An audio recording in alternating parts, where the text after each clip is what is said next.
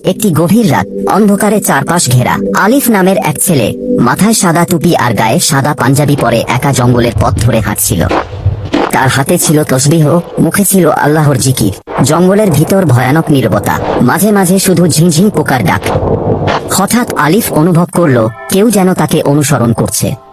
পেছনে তাকিয়েও কাউকে দেখা গেল না। কিছুক্ষণ পর শুকনো পাতার উপর কারো ভারী পায়ের শব্দ শুনল। আলিফের বুক ধড়ফড় করতে লাগলো। সে আরো জোরে জিকির করতে লাগলো। হঠাৎ অন্ধকারের ভেতর থেকে ভেসে এল ভয়ঙ্কর এক ছায়া।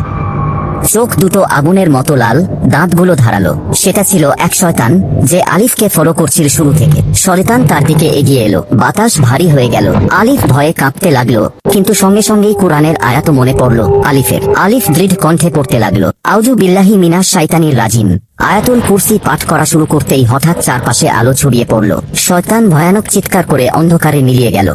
আলিফের চোখের সাথে সাথে পানি চলে এলো। সে সেজদায় নেমে পড়ল আর বলতে লাগলো, হে আল্লাহ, তুমি আমাকে রক্ষা করেছ। সেদিন থেকে আলিফ বুঝলো আল্লাহর জিকিরই হচ্ছে মানুষের আসল সুরক্ষা। তুমি যদি আল্লাহর উপর ভরসা করে থাকো, তাহলে লাইক ও সাবস্ক্রাইব করো।